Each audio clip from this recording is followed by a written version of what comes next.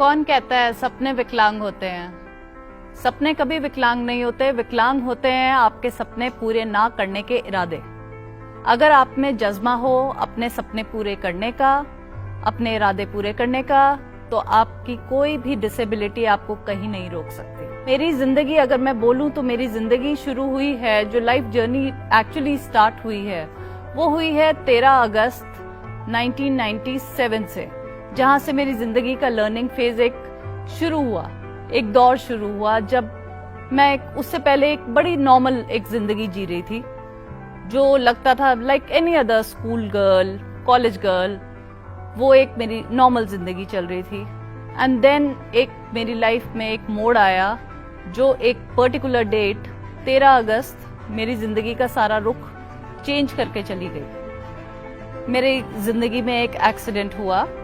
मैं चंडीगढ़ में पढ़ती थी, यहाँ हॉस्टल में। मैं 2 दिन के लिए अपने घर गई थी।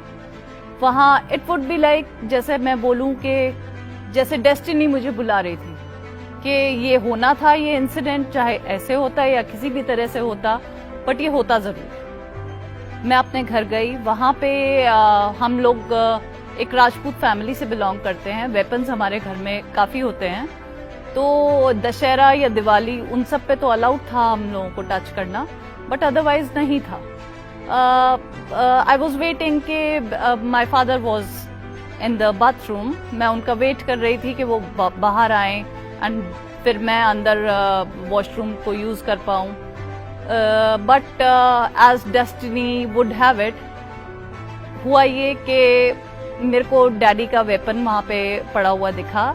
And out of curiosity, I don't know क्यों करा मैंने ऐसा, मैंने क्यूरियोसिटी की वजह से मैंने बस अपने फादर का वो वेपन उठाया।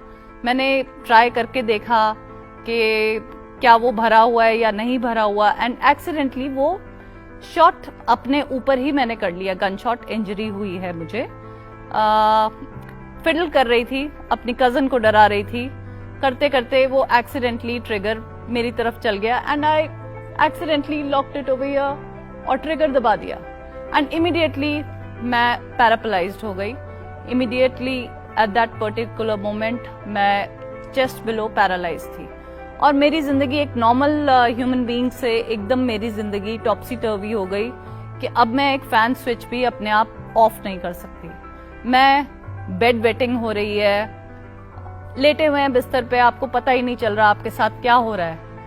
आपको हर चीज के लिए, एक छोटी सी छोटी चीज के लिए आपको लोगों की मदद की जरूरत पड़ रही है, जो कि मैं थी ही नहीं।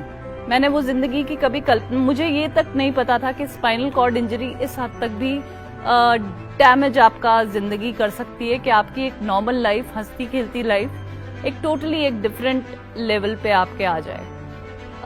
हॉस्पिटलाइज्ड हुए। हॉस्पिटल में मैं तब भी डॉक्टर्स को बोल रही थी, अरे नहीं नहीं, ये कुछ नहीं, मेरे को नमनेस आई है लेग्स में, आई वुड बी फाइन, मैं थोड़े टाइम में फाइन हो जाऊंगी, मेरे को होता रहता है ये। And doctor was like looking at my parents and trying to tell them कि please don't be so hopeful, अब कुछ नहीं हो सकता, she can not walk again, ऐसा कुछ नहीं होने वाला। But then after 6-7 days I realised doctor सही बोल रहा था कि मैं नहीं चल पाऊंगी अब जिंदगी में। वहां से फेज शुरू हुआ, बहुत रोना धोना शुरू हुआ, बहुत रोई धोई, चश्मे लग गए, उस लेवल तक 1 साल तक कॉन्टिन्यूसली रोती रही। फ्रेंड्स आते थे, लोग आते थे मुझे मिलने, मुझे अपलिफ्ट करने, बट मैं बहुत डिप्रेस्ड थी, बहुत ज्यादा डिप्रेस्ड थी। वहां रोल आता है एक शख्स का ऐसा जिन्होंने मुझे इस डिप्रेशन से बाहर निकाला। एंड मैं बोलूंगी वो मेरे फादर थे, अपार्ट फ्रॉम माई फैमिली वो मेरे फादर थे जिन्होंने मुझे उस डिप्रेशन से बाहर निकालने में बहुत बड़ा योगदान दिया।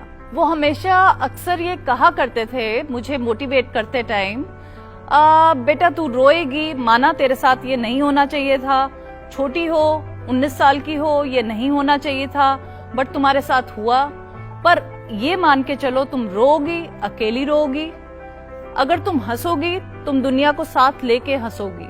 तो वहां से मैंने ये सीखा कि अब बहुत हो गया रोना धोना, अब यहाँ से तो बाहर निकलना है, अब मुझे खड़े होना है। खड़े होना है का लिटरली मतलब ये नहीं है कि व्हीलचेयर से खड़े होना है, मुझे अपने डिप्रेशन से बाहर निकलना है और मुझे ये जाहिर करके दिखाना है कि मैं कर सकती हूँ अपनी लाइफ के साथ कुछ।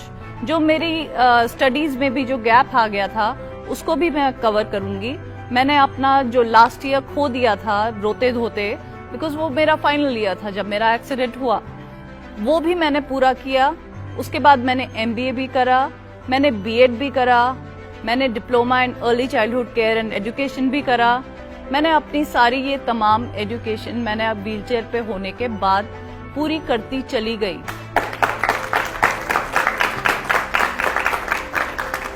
एंड वहां से मेरी ये जर्नी स्टार्ट होती है कि मैंने अब लाइफ में रुकना नहीं है, ना मैंने अपनी इस डिसेबिलिटी को अपनी हिंड्रेंस होने देना है।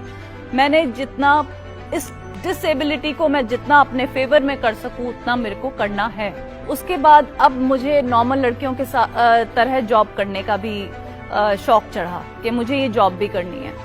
ट्राई करा, एक बहुत फेमस MNC है उसमें इंटरव्यू देने का ट्राई करा, गए, ट्राई क्या करा, सिलेक्शन भी हुआ। बहुत हाई लेवल का उनका टेस्ट होता है, सब क्लियर करे सारे राउंड्स। नॉर्मल लोगों के लिए 5 राउंड्स होते हैं, बट शायद हम जैसे लोगों के लिए 8 राउंड्स उन्होंने कर दिए, बिकॉज वो लोग काफी डिलेमा में थे कि क्या ये हमारे ऊपर एक लाइबिलिटी होएगी या हमारा एसेट होएगी। काफी उन लोगों के बीच में डिस्कशन चल रहा था मेरी हायरिंग को लेके, बट मैंने गिव अप नहीं करा। उन्होंने एक तरह से मेरे को शाम तक जवाब दे दिया, नहीं हो सकता, कि सॉरी बट आपके टेस्ट क्लियर हो गए हैं, बट सॉरी मैम नहीं हो पा रहा है। And I literally fought with them for my right कि why, tell me the reason. I cleared all the computerised rounds, मैंने सब राउंड्स क्लियर करे हैं, क्यों नहीं हो रहा। जवाब उनके पास कोई था नहीं, बट नहीं हुआ। घर वापस आई, बहुत शैटर्ड थी, बहुत डीमोटिवेटेड थी। घर वापस आई, बट मैं फिर भी लड़ी। मैंने उनके HR तक, ऊपर तक मैसेज पहुंचाया, मुझे ये हर हाल में चाहिए जॉब। मतलब मैंने मांगा नहीं उनसे, मैंने अपने हक की बात करी कि मुझे ये चाहिए।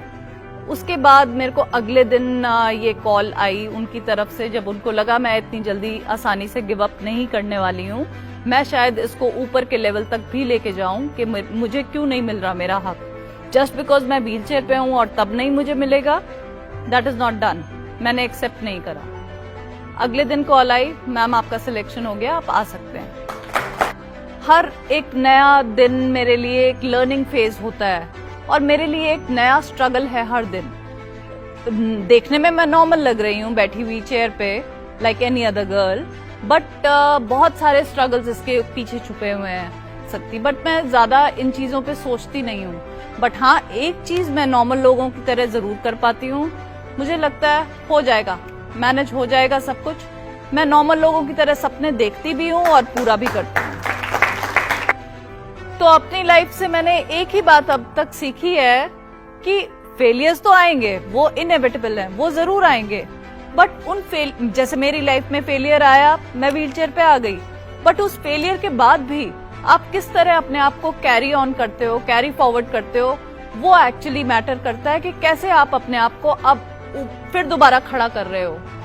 जैसे वो कहावत है ना एक, गिरते हैं शहसवार ही मैदाने जंग में, वो तिफल ही क्या जो घुटनों के बल जले।